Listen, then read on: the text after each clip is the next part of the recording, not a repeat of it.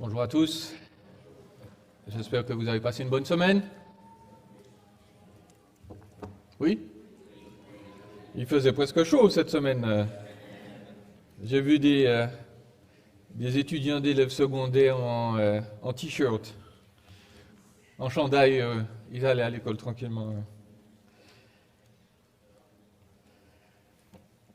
Bonne nouvelle donc.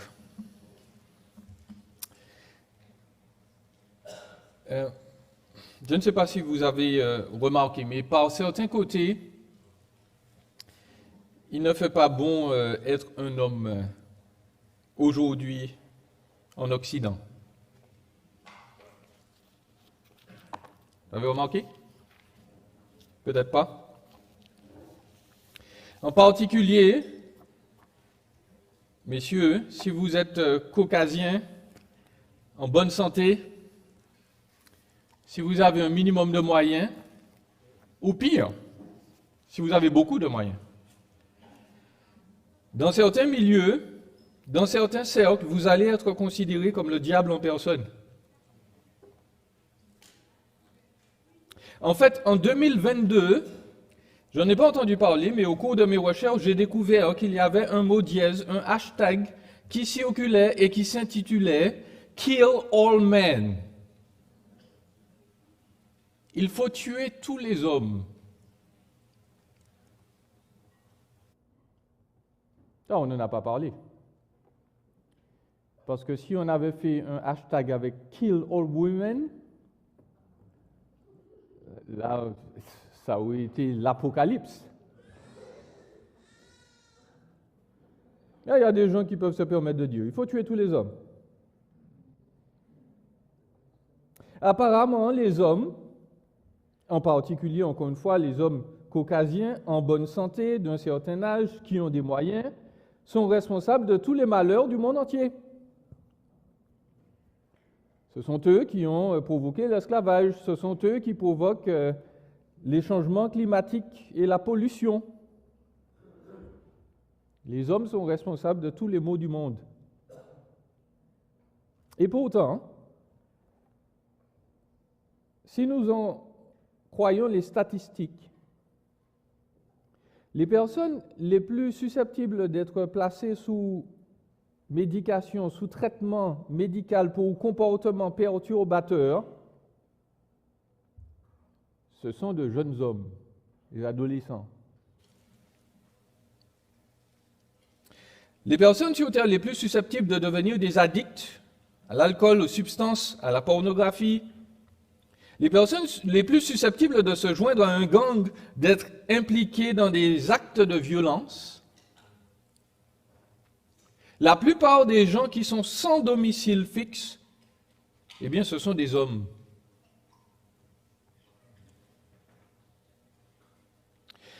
« 95% des gens qui sont en prison sont des hommes.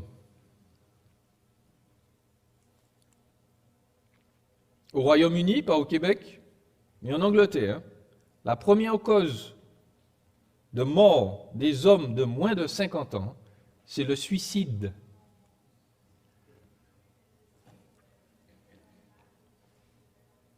Donc je voudrais proposer qu'être un homme, ce n'est pas si aisé que cela. Peut-être qu'ils sont effectivement responsables de certains maux, mais cela ne veut pas dire qu'ils sont bien installés, qu'ils sont confortables et que tout va bien pour eux. Et au cours de ce message, donc, je voudrais avec vous retourner à la source et connaître la vision de Dieu sur l'homme, afin d'aider en particulier les frères à vivre pleinement leur masculinité de manière biblique, et puis aussi à ouvrir les yeux de nos sœurs sur la responsabilité qui pèse sur les hommes en général, afin qu'elles puissent les aider à faire mieux. Et donc aujourd'hui, on va parler de Adam, du premier homme. On va parler de Adam, l'alpha. Je vous invite à prier quelques secondes avec moi et nous allons commencer notre étude. Seigneur, merci de nous éclairer par ta parole, merci de faire du bien à toute ta congrégation, en particulier aux frères. Que ta parole nous confronte, qu'elle nous redresse, qu'elle nous encourage aussi, qu'elle nous équipe pour que nous soyons véritablement donc des enfants bénis, prêts à faire ta volonté. Et nous te demandons ces grâces dans la personne de Jésus, ton Fils. Amen. Adam, l'alpha.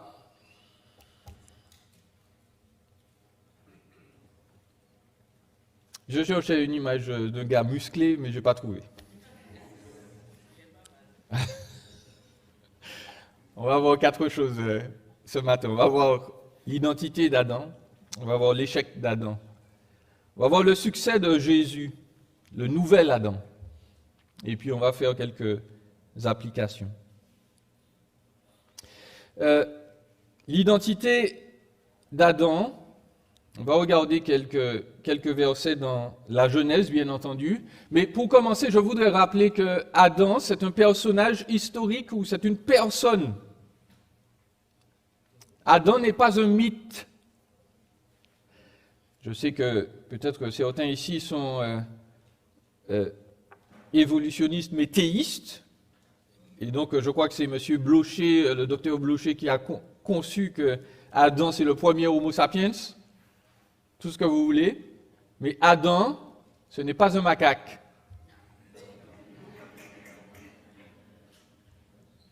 Adam n'est pas non plus un personnage sorti de l'imagination des Juifs de l'époque. Adam est un homme, un vrai, le premier homme. Les 3 premiers chapitres de la Genèse ne sont pas des descriptions légendaires. Lorsque l'Écriture nous dit que le jardin était situé à l'intersection de 4 fleuves, 2 de ces fleuves existent toujours. On parle d'indications géographiques précises. On nous précise qu'il y a de l'or dans cette région. Ce ne sont pas des mythes. Le prénom Adam donc, vient de l'hébreu, soit de Adama, qui est le terme pour parler du sol, donc il vient du sol, on l'appelle Adam, Adama, ou bien cela vient du verbe hébreu qui veut dire être rouge, la couleur argileuse du sol. Et donc, dans Genèse, au chapitre 1, verset 26, vous connaissez ce passage, vous pouvez le réciter sans doute de mémoire, peut-être. Et si vous ne la connaissez pas, je le cite simplement, Genèse 1, 26. Dieu dit, faisons l'homme à notre image. Et là, on peut déjà s'arrêter, parce que nous savons, la suite va nous le dire, que quand Dieu pense à l'homme, il n'est pas en train de penser au mâle. M-A-L-E. Il n'est pas en train de penser à une figure masculine. Il est en train de penser à l'humanité. Et le terme qu'il emploie ici, c'est « faisons Adama ». Faisons l'humanité. Mais vous notez nos traductions qui sont totalement correctes. L'humanité est représentée, est symbolisée par l'homme, par Adam, par une figure masculine. Et donc, l'homme est créé, faisons l'homme à notre image, selon notre ressemblance, pour qu'il domine sur les poissons de la mer, sur les oiseaux du ciel, sur le bétail de toute la terre, sur toute la terre et sur tous les reptiles qui rampent sur la terre. Et au verset 27, on nous dit, Dieu créa l'homme, Adama, à son image, et on nous précise, il le créa à l'image de Dieu, homme et femme, il les créa. Et là, les termes sont différents. Ils sont distincts. Donc, Adam, l'homme, c'est le représentant de la race humaine. On l'a lu tout à l'heure dans Romains 5, quand on nous dit qu'Adam a chuté, on va y revenir, on nous dit que tous les humains ont chuté, hommes et femmes. Et puis, nous voulons rappeler que Adam et Ève sont tous les deux créés à l'image de Dieu sur terre. Les êtres humains ne sont pas des animaux. je préfère insister sur la chose. Nous faisons partie du règne animal, mais nous ne sommes pas des animaux, chers amis. Certaines personnes en doutent, ne le conçoivent pas, mais je ne m'estime pas être un animal. Parce que j'ai été créé à l'image de mon Créateur. J'ai un élément capital qui fait de moi quelqu'un de différent. Différent du reste de la création. Et tous les êtres humains sont créés à l'image de Dieu. Qu'ils soient un ensemble de cellules dans le ventre de leur mère, ou bien une personne âgée qui a perdu l'esprit dans un hôpital quelque part, ils sont l'image de Dieu. Et ils doivent être respectés. Nous devons le respect à tout le monde, même au pire des gens. Pourquoi? Parce que même le pire des êtres humains est fait à l'image de Dieu. C'est le préambule. Adam, nous allons voir au moins 2 détails sur lui importants. Adam, c'est le cultivateur. Dans Genèse 2 au verset 15, je vous invite à le lire avec moi. Genèse 2, verset 15, l'Écriture nous dit, Genèse 2, verset 15, Yahweh, celui qu'on a traduit par éternel, Yahweh, Dieu, prit l'homme et le plaça dans le jardin d'Éden pour le cultiver et pour le garder. Et au verset 16, Yahweh, Dieu, donna ce commandement à l'homme, tu pourras manger de tous les arbres du jardin, mais tu ne mangeras pas de l'arbre de la connaissance du bien et du mal, car le jour où tu en mangeras, tu mourras. Donc notons, le premier travail au monde est donc celui d'agriculteur. Un travail qui doit être respecté donc. Mais ce verbe-là, Dieu a pris l'homme, il le place dans le jardin pour le cultiver. En hébreu, c'est en fait le verbe servir. Et j'insiste dessus parce que le même verbe est aussi employé dans l'Ancienne Alliance pour parler des célébrations, pour parler des cultes d'adoration dans le tabernacle et dans le temple. Vous pourrez relire chez vous Nombre 18, 2 à 7, nous n'en aurons pas le temps ici, mais vous pourrez noter dans tout ce passage que Dieu dit, les Lévites ont été choisis pour servir, et dans quelques versets après, l'Écriture nous précise, Dieu nous dit, les Lévites ont été choisis pour garder le temple. Ils ont été choisis pour servir, c'est-à-dire pour porter les ustensiles, pour accomplir les rites, les sacrifices, mais les Lévites devaient aussi garder le temple. Ils devaient s'assurer que personne n'entrait de n'importe quelle manière au sein de la tente de rencontre avec Dieu. Et donc, les théologiens déduisent, je pense avec raison, que le jardin d'Éden était une espèce de temple.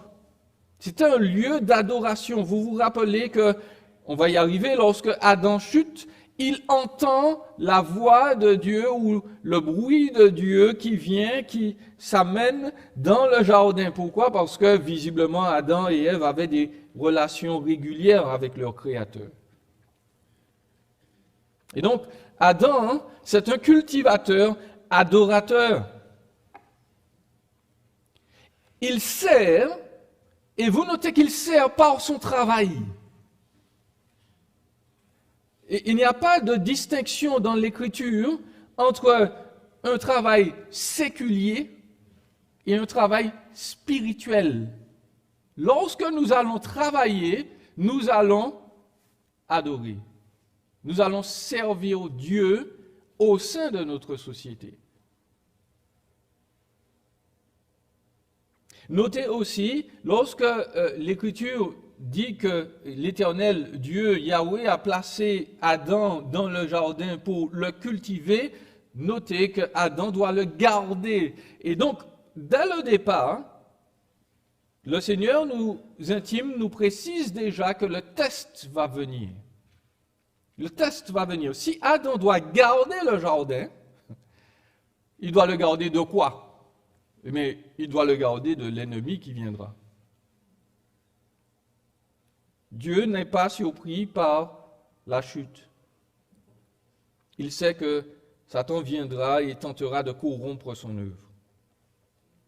Adam est donc un cultivateur, un adorateur. Et puis Adam, toujours dans son identité, c'est un époux, c'est un mari. Dans Genèse au chapitre 2, verset 23, très rapidement, où, je vous ai mis toute la référence, ce serait encore mieux. L'Écriture nous dit dans Genèse 2, à partir du verset 21, Yahweh Dieu fit tomber un profond sommeil sur l'homme qui s'endormit. Il prit une de ses côtes et referma la chair à sa place.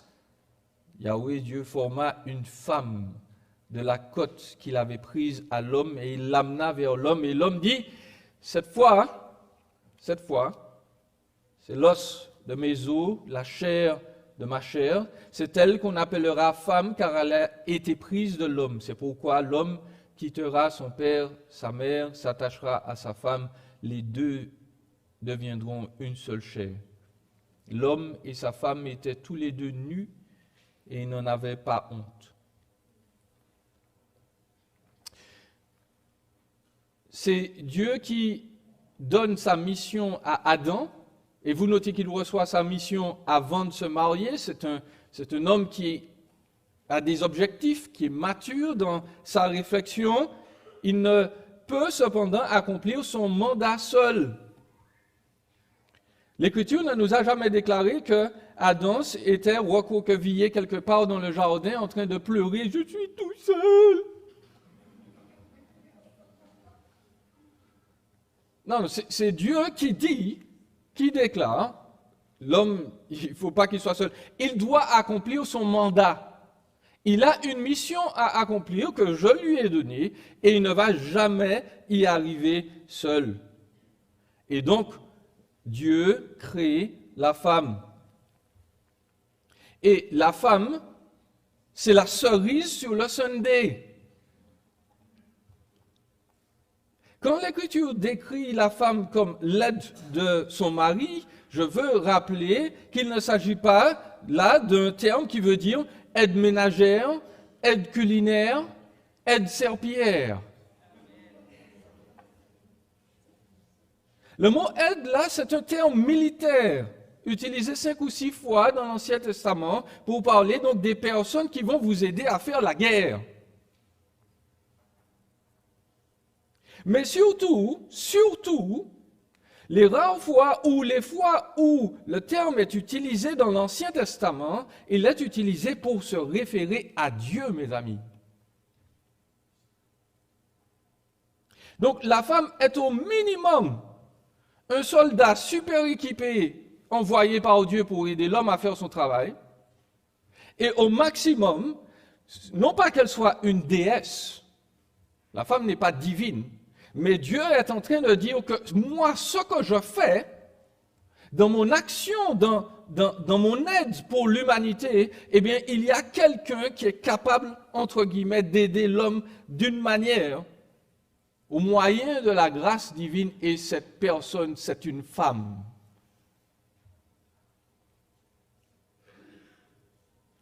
Et donc, la femme n'est jamais considérée par Dieu comme quelqu'un d'inférieur, comme quelqu'un de maladif, comme un problème, comme un fardeau. La femme est considérée comme une arme efficace entre les mains de Dieu pour aider l'homme dans sa tâche et l'humanité. Et tout homme donc qui méprise une femme ou méprise les femmes en général est en train de mépriser l'aide et la grâce de Dieu. Ça c'est grave. Ça, c'est grave.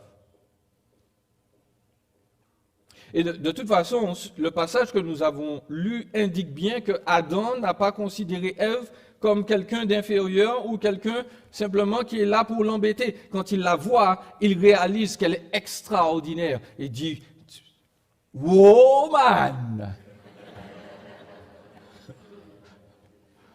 C'est ce que mes amis anglophones de la Caraïbe m'ont dit. Quand l'homme a vu la femme, il a dit « Woman !» Woman. il dit l'homme, mais cette personne-là, elle me complète parfaitement. C'est quelqu'un d'extraordinaire. Elle fait partie de moi, en même temps, elle est différente de moi. L'homme, donc, exprime bien son leadership, mais il dit de la femme qu'elle est quelqu'un de fantastique. Elle ne pourra plus faire sans elle. Et donc, l'Écriture nous dépeint Adam, l'alpha, le début de l'humanité. Elle le représente comme un roi. Il est à l'image de Dieu, il domine sur sa création, et je rappelle que le mot dominer là, c'est pas dominer pour consommer, détruire. Le mot dominer ici parle de gestion, d'administration. On administre nos ressources, on gère nos ressources, on embellit nos ressources. Adam est donc un roi, et s'il est roi, il a à côté de lui une reine qu'il doit honorer et respecter. Précisément donc, hélas, nous savons que les choses ne sont pas demeurées ainsi. Nous devons parler de l'échec d'Adam. Et nous devons souligner trois choses à propos de l'échec d'Adam. Premièrement, sa légèreté. Nous sommes dans Genèse au chapitre 3. Nous allons lire rapidement les versets 1 jusqu'au verset 3. Genèse chapitre 3, versets 1 à 3, il nous est dit, le serpent, c'était le plus rusé de tous les animaux des champs que Yahweh, Dieu, avait fait. Il dit à la femme, Dieu a-t-il réellement dit, vous ne mangerez pas de tous les arbres du jardin? La femme dit au serpent, nous mangeons du fruit des arbres du jardin. Mais quant au fruit de l'arbre qui est au milieu du jardin, Dieu a dit, vous n'en mangerez pas, et vous n'y toucherez pas. Sinon, vous mourrez. Vous n'en mangerez pas, vous n'y toucherez pas. Nous avons déjà un premier problème là, souligné lors de la création. Nous sommes obligés de nous demander pourquoi Ève a-t-elle un rendu différent de l'ordre divin explicité à Adam. Yahweh a dit, vous pouvez manger de tous les fruits qui sont dans le jardin, mais le fruit de l'arbre de la connaissance du bien et du mal, vous n'en mangerez pas. Point. Ève a un autre rendu. Nous avons deux explications. C'est soit elle-même, elle produit donc cette idée-là et elle dit, vous n'y toucherez pas, parce que il y a déjà un travail de l'adversaire, elle trouve que, il ne faut même pas y toucher. Ou bien, et c'est l'option pour laquelle je pense, Adam a été léger, il a été cavalier avec la parole de Dieu, il a ajouté quelque chose à la parole de Dieu. Dieu a dit, vous n'en mangerez pas. Et Adam, et je peux le comprendre, il a dit à sa femme, écoute, l'arbre est là au milieu du jardin, il ne faut pas en manger, en fait, n'y touche pas.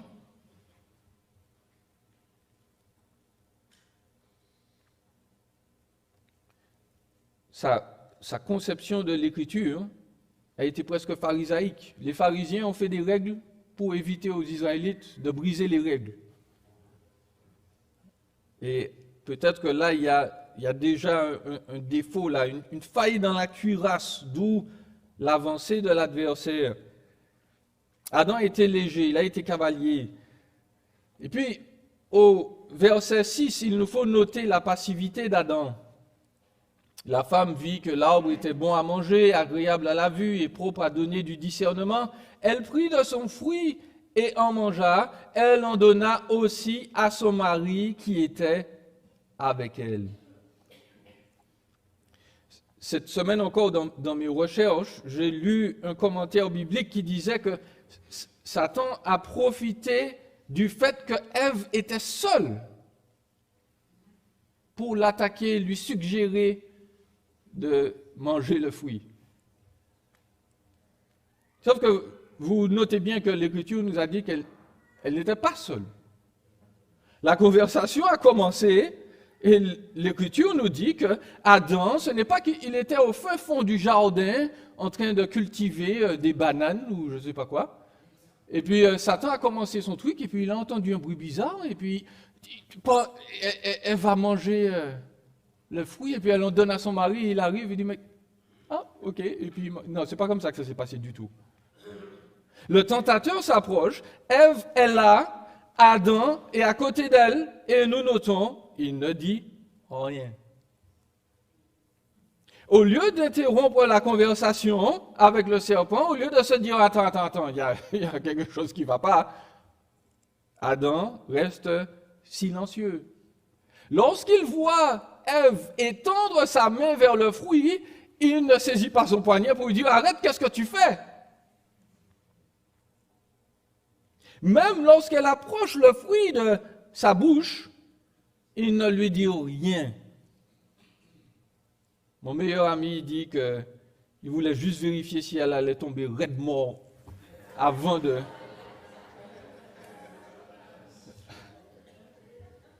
Ça c'est lui, c'est son opinion.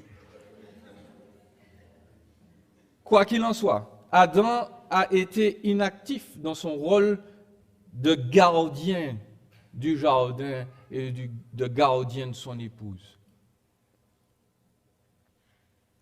En fait, même si vous pensez que j'invente un peu, le verset 17a me justifie parce qu'il dit, au verset 17, c'est Yahweh qui s'adresse à Dieu, il dit à l'homme, parce que tu as écouté la voix de ta femme.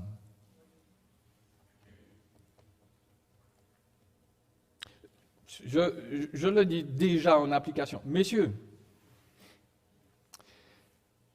la plupart des hommes qui ont des problèmes, que ce soit dans leur couple ou dans la société en général, ce sont des gens qui n'écoutent pas leurs femmes. Ok, je commence à le dire d'emblée. Les hommes qui n'écoutent pas leurs femmes, ce sont en général des gens orgueilleux, des gens avec lesquels on n'a pas vraiment envie de passer du temps.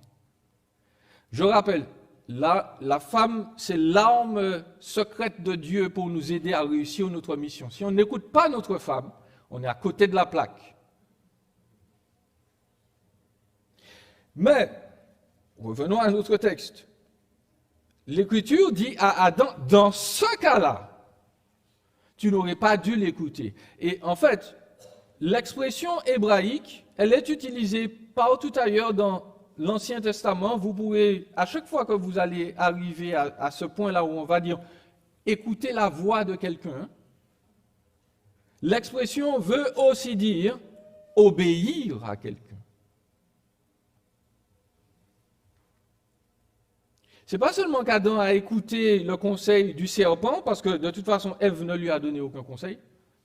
Elle n'a pas parlé, hein, elle lui a donné le fruit. Dieu lui dit, en l'occurrence, tu t'es soumis, tu as obéi à ta femme alors qu'il ne fallait pas le faire. Tu n'aurais pas dû. Adam est devenu inactif, il est devenu passif. Et notons que sa passivité devient agressivité lorsque Dieu le confronte à ce sujet. Rappelez-vous, dans Genèse 3, verset 11, Yahweh, Dieu dit à l'homme, mais qui est-ce qui t'a appris que tu es nu? Est-ce que tu as mangé du fruit de l'arbre dont je t'avais défendu de manger? Qu'est-ce que l'homme a répondu? La femme que tu m'as donnée. Il n'est pas passif, hein? Et là, il est passif-agressif. Et il dit non, c'est pas moi. Non, moi, je suis coupable de rien. C'est elle. Et en passant, qui est-ce qui me l'a donné? C'est toi. Ça, c'est extrêmement grave. Cette réponse-là, c'est elle qui nous condamne. Parce que l'homme passe le blâme sur tout le monde, sauf sur lui. Il refuse d'obéir à Dieu déjà en mangeant le fruit, mais il refuse en plus de se repentir, parce que c'est tout le but là de l'intervention divine. Quand Dieu dit à Adam, mais où es-tu? Nous savons, chers amis, que Dieu sait très bien où il se trouve. L'idée, c'est de lui dire, mais Adam, explique-moi, qu'est-ce qui s'est passé? Et Adam dit, non, je ne suis pas coupable. Et par sa rébellion, Adam a condamné l'humanité. Il nous a placés dans cette circonstance où tous ses enfants héritent de sa condition mauvaise, de sa rébellion et de sa passivité. Il nous faut donc parler de la malédiction d'Adam.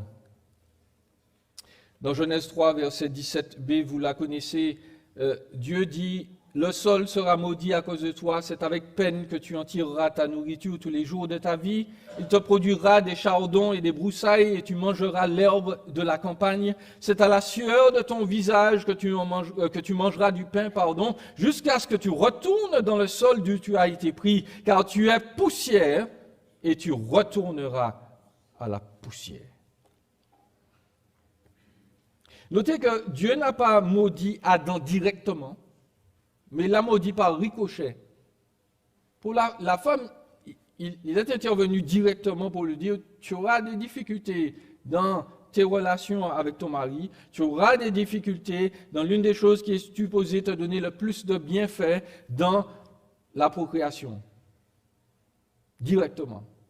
Mais pour Adam, c'est différent. Dieu dit, l'une des choses qui était supposée donc être une partie de ton identité, ton activité, ton œuvre dans ce monde-ci, eh bien moi je la maudis. Ça va être difficile maintenant pour toi de trouver de la satisfaction dans le travail pour accomplir ta mission. Dieu autorise la distorsion, la complexité de la mission de l'homme. Cultiver, vivre, ce sera difficile. Et voilà donc pourquoi, chers amis, nous sommes en train d'assister aux hivers un peu bizarres et bancals où au mois de mars, il n'y a plus de neige. Si vous allez aux Antilles, à certaines périodes, vous avez des algues qui s'accumulent et puis les algues meurent et puis ça produit du gaz, de l'acide sulfurique. Il y a des gens qui tombent malades. Si vous allez dans certaines régions du monde, il y a des déserts. Le monde n'était pas ainsi. Le sol est maudit. Nous vivons dans une terre qui est maudite, chers amis. La raison pour laquelle quand on plante des choses dans le jardin, là, ça nous donne la moitié du temps des espèces de tomates rabougries, et puis il y a tout le temps des vers dedans, c'est parce que nous vivons dans un monde maudit. Ce n'est pas comme ça que les choses devaient se faire. Adam, c'est donc l'alpha, c'est l'alpha de nos troubles. C'est le début, le commencement du jugement et de la condamnation de Dieu qui nous contamine. Je dois parler du succès de Jésus, le nouvel Adam. Adam, c'est le représentant de l'humanité déchue. Je sais qu'il y a ici plusieurs visions d'Adam, mais je vais vous livrer la mienne, sachant que ces positions-là ne changent rien quant à notre salut. Pour moi, Adam, c'est une figure fédérale, c'est une représentation de la race humaine. Il a chuté, et à cause de lui, nous avons tous chuté. Il nous a apporté la mort éternelle. C'est ce qui nous est dit dans le passage que nous avons lu tout à l'heure, dans Romains 5, 12. C'est pourquoi, de même que par un seul homme, le péché est entré dans le monde, et par le péché, la mort. Qu'est-ce qui s'est passé? Dieu nous impute la faute d'Adam. Nous naissons avec une nature qui tend au péché et non au bien. Je le dis respectueusement, mais je le dis aussi solennellement, il n'y a sur terre aucun être, aucune personne qui soit innocente. Ça n'existe pas. Tous les enfants qui naissent, dès qu'ils sont un amas de cellules dans le ventre de leur mère, sont des personnes coupables et condamnées devant Dieu. Nos bébés sont beaux, ils sont fantastiques, surtout quand ils sont bien mélangés, blanc, noir, asiatique, tout ça, très jolis.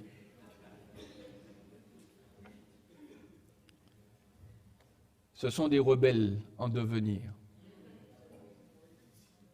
L'Écriture nous dit dans le psaume 51, verset 7, « Nous avons été conçus dans le péché. » Et certains vont me dire, je lis, ce n'est pas juste, comment est-ce que je pourrais être responsable de la faute de mon ancêtre?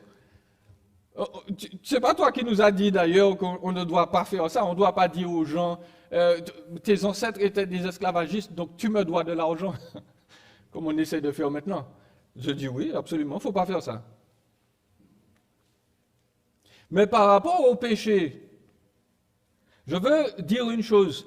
Quand on dit « ce n'est pas juste que je sois déclaré pécheur alors que je n'ai rien fait », nous sommes en train d'impliquer ou de dire une idée. Nous sommes en train de dire, en fait, si moi j'avais été dans le jardin, j'aurais fait mieux. Si c'était moi, Jean-Élie, qui était là à la place d'Adam, j'aurais dit au serpent, halte là mon ami, passe ton chemin. Et j'aurais dit à Uné, allons-y.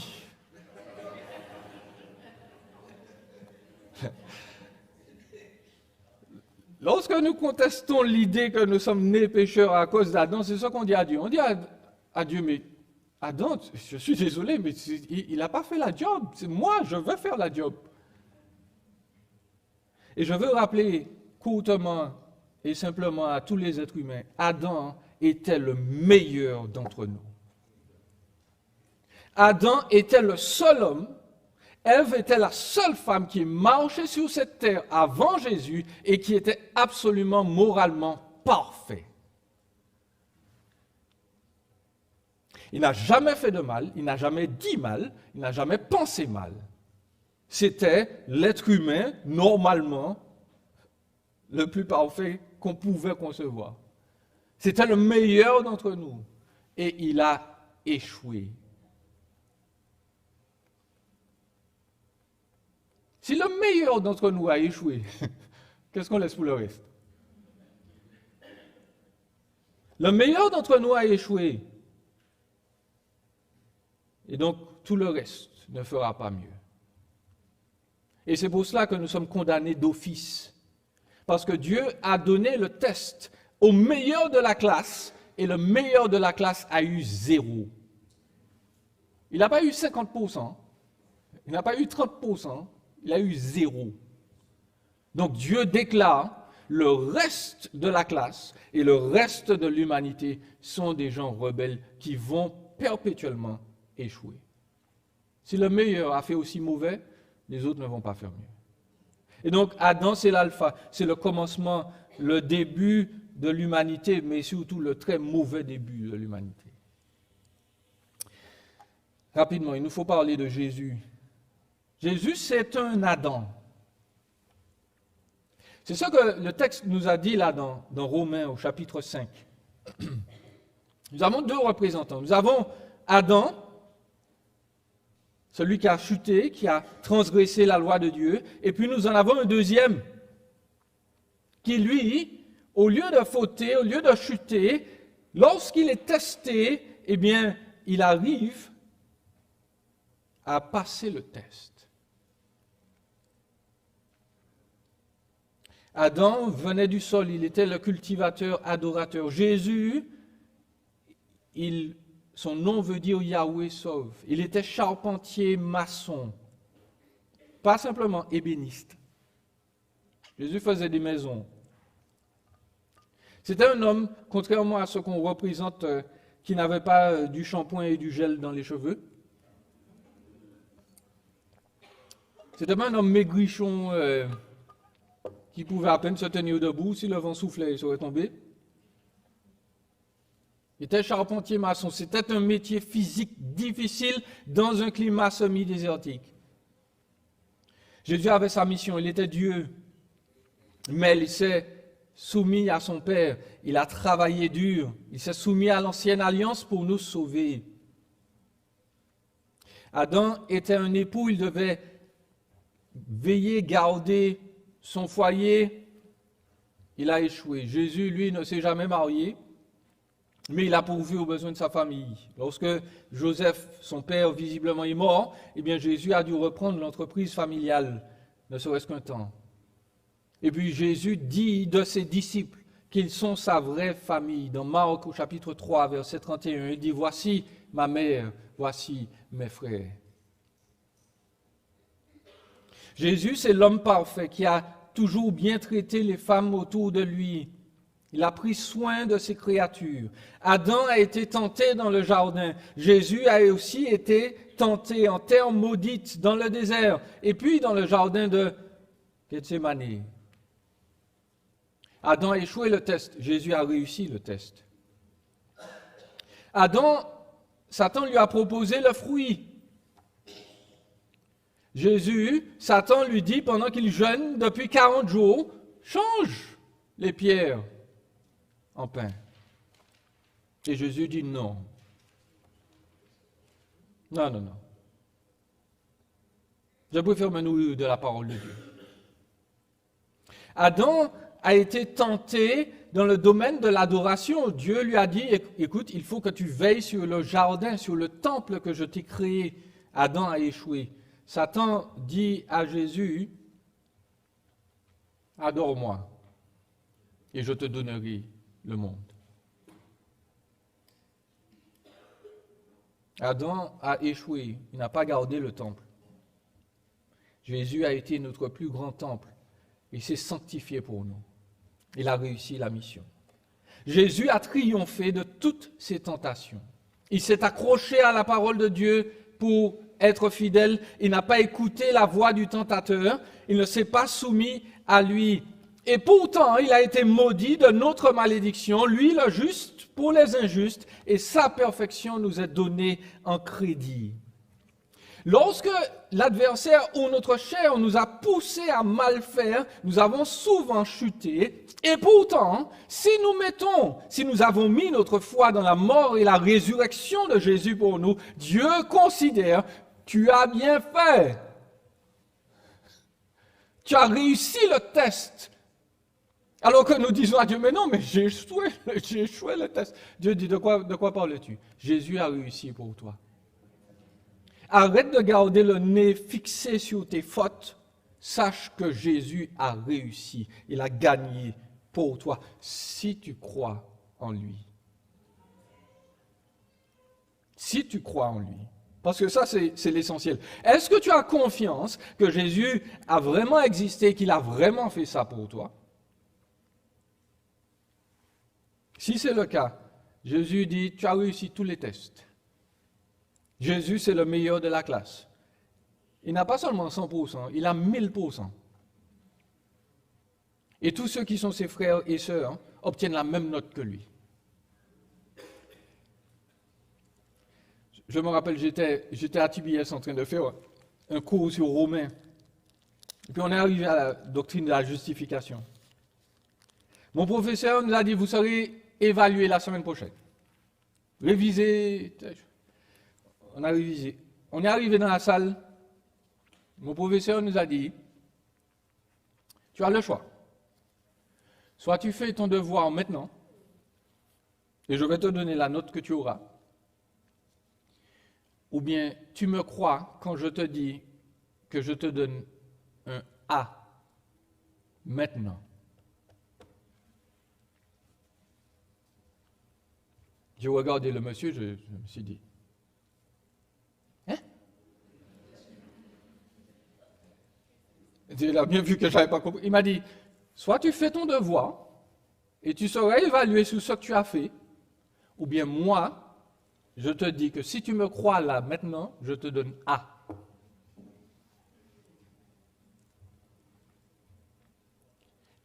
Et là, j'ai compris la grâce. Parce que Jésus ne nous dit pas, fais le maximum d'efforts possible et puis moi je vais t'aider à la fin. Jésus dit, écoute, ne fais rien, tu en as déjà assez fait. Je suis mort sur la croix pour toi, tu as déjà assez fait. Arrête-toi, je te fais passer, je te donne la vie éternelle. Est-ce que tu me crois?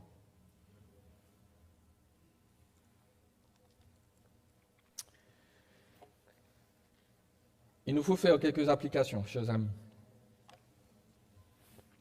Très rapidement. Soyons, messieurs, fiers et humbles de notre masculinité. Dans les chroniques de Narnia, C.S. Lewis a écrit « Tu viens du Seigneur Adam et de la dame Ève. C'est un honneur suffisant pour relever la tête du plus pauvre mendiant et c'est un honneur suffisant pour courber les épaules du plus grand des empereurs. Sois satisfait. » Je voudrais rappeler que c'est une chose extraordinaire d'être une femme. Aujourd'hui, on veut nous dire qu'on est né dans le mauvais sexe, dans le mauvais corps. Je dis, Dieu ne fait pas d'erreur. Si vous êtes une femme, c'est extraordinaire. Vous êtes créatrice de vie. Même si vous n'avez pas eu d'enfant d'ailleurs. Vous êtes capable de faire vivre tout et n'importe quoi. Si, vous le savez, tout le monde, si vous entrez dans une maison qui appartient à un gars,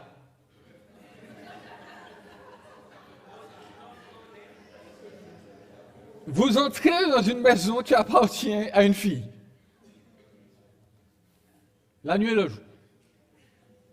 La nuit et le jour. C'est la maison du gars, ça sent mauvais, c'est pardonné, sauf si c'est l'un de ces gars rares qui est bien âgé. Et même là, ce sera froid, ce sera clinique, mais ce sera pas vivant. Les femmes font tout vivre. C'est une chose extraordinaire d'être une femme, mais messieurs, c'est une belle chose d'être un homme. Nous ne devrions jamais regretter ni avoir honte de notre sexe. Et je ne dis plus genre, en passant. Ok? Ça, c'est deux termes que j'ai oubliés de mon vocabulaire. Il n'y a pas de genre. Il y a des sexes. Masculin, féminin. C'est tout. Toutefois, messieurs, si nous devons être fiers de notre sexe, de notre condition masculine, nous ne pouvons pas nous voiler la face. Il y a des hommes dans le passé qui ont échoué dans leur rôle d'homme. Et oui, il faut dire que certains ont été méchants, abusifs dans leurs propos et dans leur attitude. Le nier ne sert à rien. Se lamenter du fait que les bons payent pour les mauvais, c'est vraiment triste, c'est pas juste. Bon, messieurs, pardon, mais ça c'est pour les enfants. Oui, il y a des hommes qui sont de vrais pourris. Et il faut pleurer là-dessus. Les hommes bibliques pleurent sur la condition des hommes, mais les hommes bibliques, à la fin, ils se relèvent, ils assument comme Jésus l'a fait. Ils reconnaissent que certains hommes sont des pourris, mais ils disent, moi, je refuse de me comporter comme ça. Je serai différent. Je vais prouver qu'avec Christ, on peut être différent. Et on va être différent. Amen, messieurs. Les hommes doivent être des leaders protecteurs. Rappelons-nous, messieurs, que si nous sommes des hommes, et simplement parce que nous sommes des hommes, nous sommes appelés à être leaders et responsables dans différents domaines et à différentes échelles. Qui dit être leader veut dire réfléchir à l'avance, prendre de bonnes décisions, en nous appuyant sur les avis de conseillers solides. Et parmi les conseillers solides, si vous êtes marié, le premier conseiller solide, c'est votre femme. Je l'ai dit tout à l'heure, je ne vais pas le redire. Les hommes qui n'écoutent pas leurs femmes font erreur. Les hommes doivent être des leaders en matière de prière, d'étude de la parole, d'enseignement auprès des enfants et de leurs épouses, si nous en avons. Je rappelle gentiment que le rôle premier de l'éducation spirituelle et de l'éducation tout court ne revient pas aux enseignants, ne revient pas aux moniteurs de club biblique, ne revient pas à la mère de famille, mais revient au père. L'Écriture dit « Père, élevez vos enfants ».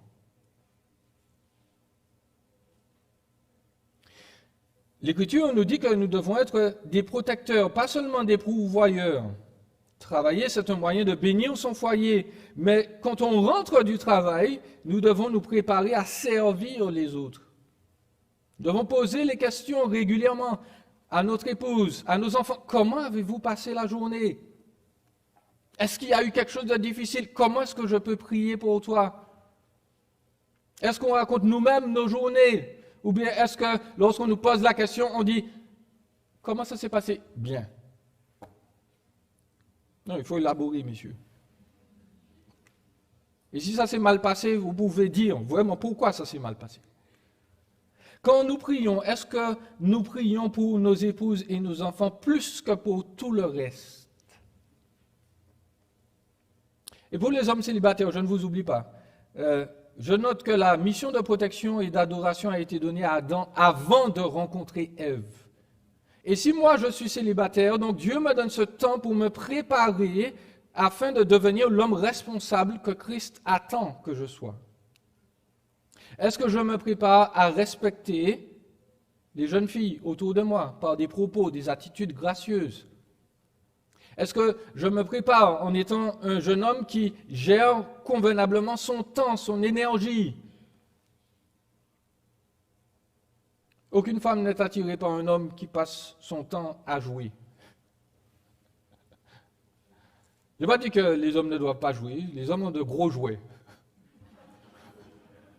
Leurs voitures, leurs fusils de chasse, leurs consoles, les jouets des hommes sont très gros. Mais on ne passe pas tout notre temps à jouer. Nous sommes des gens sérieux, nous sommes des gens solides. On peut compter sur nous. Pour les sœurs, je veux m'adresser à vous et vous demander de noter. Pour les sœurs célibataires, est-ce que vous savez reconnaître un homme qui ressemble à Jésus? Je vais dire, est-ce que c'est un homme qui est fin, qui est gentil, qui est compréhensif? Est-ce que c'est un homme qui a un bon travail pour pourvoir aux besoins de la famille? Ça, c'est important. Mais par-dessus tout, est-ce que c'est un homme qui aime Jésus? Est-ce que c'est un jeune homme qui est fidèle à son Église? Est-ce que c'est un jeune homme ou un homme qui, lorsque vous irez voir son pasteur va vous dire « Go for it ». Et je profite pour dire, je sais, ce n'est peut-être probablement pas la culture québécoise, mais au vu de comment les mariages sont difficiles aujourd'hui, si vous voulez faire votre choix d'époux ou d'épouse sans consulter l'Église, les pasteurs, les amis, etc., vous vous préparez à faire une grave erreur. Il faut remettre le mariage au sein de ce qu'il est, un outil communautaire. Le mariage construit la communauté. Sans la vie de la communauté, vous ne pourrez pas bien vous marier. Est-ce que si, et moi je vais encourager les jeunes filles, si vous avez quelqu'un en vue, vous avez le droit d'aller voir son pasteur. Et de même pour les jeunes hommes. Et de demander au pasteur, mais pasteur, telle personne, est-ce que c'est quelqu'un, est-ce que tu la connais? Parce qu'il m'a dit qu'il vient à l'église, mais est-ce que tu le connais? Le pasteur aussi vous dit, non, je ne le connais pas, prenez vos jambes à votre cou et puis courez dans l'autre sens. Ou puis si le pasteur vous regarde et puis il ne vous dit pas go for it, peut-être qu'il va vous dire, bon, attends encore 5 ou 6 ans. Ça pourrait passer. Mais si le pasteur ne vous dit pas, bon, lui, ok, banco, réfléchissez bien avant. Réfléchissez bien avant. Pour celles qui sont déjà mariées, je veux terminer là-dessus, c'est important. En tant que responsable d'église, je m'engage devant vous à faire tout mon possible pour que tous les hommes de l'Assemblée du Plateau soient équipés, toujours confrontés à Christ, encouragés à lui ressembler de plus en plus. Mais je sais que parmi vous, il y en a peut-être qui se disent « Bon, pasteur, il est trop tard, mon mari ne va pas changer. » Laissez-moi vous dire que tout est possible avec Dieu. Je connais une sœur qui a prié pendant 25 ans pour la conversion de son mari. 25 ans. Et elle l'a obtenu.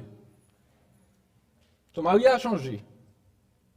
Mais je dois vous demander, mesdames, quelle aide êtes-vous pour votre mari? Et tout de suite, laissez-moi vous aider. Laissez-moi vous donner un secret de la mystique masculine. Les femmes ont leur mystique aussi, mais un homme ne va pas changer parce que vous lui répétez sans arrêt la même chose. Ça fait 6 mois que tu m'as dit que tu allais... Et vous revenez le voir de temps en temps, il faut faire, il faut. Le gars, il ne va pas bouger. Laissez-moi vous dire ce qui va faire que le bonhomme, il va se lever de sa chaise ou de son fauteuil et faire la chose pour vous. Vous êtes prêts, mesdames? Ou prêtes? Le respect. Éphésiens 5 se termine sur cette note-là, que la femme respecte son mari. En tant que pasteur, il y a une trilogie, une trilogie des éléments qui ne fonctionnent pas dans le foyer. Donc, premièrement, l'argent. Troisième position, l'argent. Deuxième position, le sexe. Troisième position, la communication. Ça, c'est les 3 plus gros problèmes dans un mariage. Et les hommes ne comprennent pas qu'ils ont besoin de communiquer, de discuter avec leurs femmes, et les femmes ne comprennent pas que les hommes aient une libido différente. Ça, c'est en général les problèmes. Mais, quand on a vaincu tous ces problèmes-là, souvent, les femmes oublient que les hommes aussi ont besoin d'une certaine communication. Et la chose sur laquelle Dieu nous demande d'insister, pour les femmes, ce n'est pas d'aimer forcément son mari, ce n'est pas dit des femmes.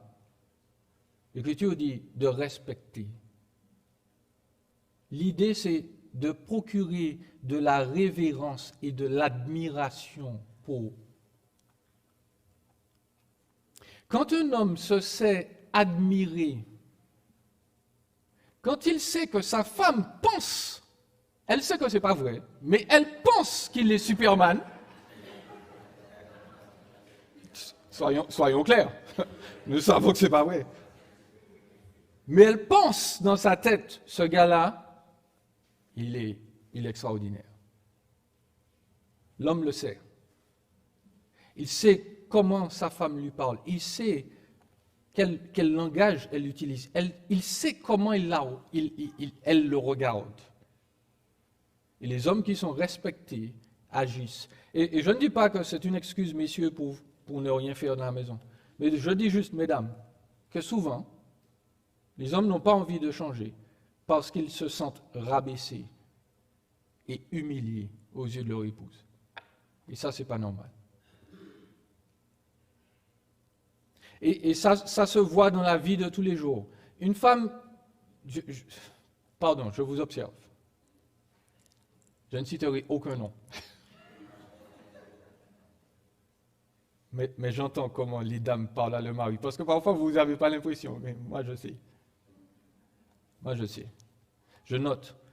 Est-ce que c'est une habitude de s'adresser à son mari comme si c'était l'un des enfants de la maison? Et je répète, c'est probablement l'un des enfants de la maison. En réalité, c'est vrai.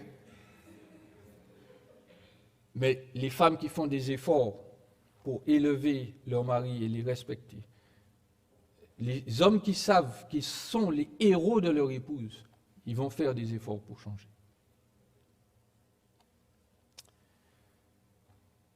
Je finis de vous embêter. Jésus, c'est lui notre modèle, messieurs. Même si vous pensez que vous êtes un homme extraordinaire, vous n'arrivez pas à la cheville de Jésus. Et c'est lui que nous voulons imiter, c'est lui notre nouvel Adam, c'est lui qui nous a rédimés, transformés, c'est lui que nous voulons glorifier. Pour le bien de nos épouses, pour le bien de notre société, agissons en homme, en nouvel Adam, pour tous et pour toutes.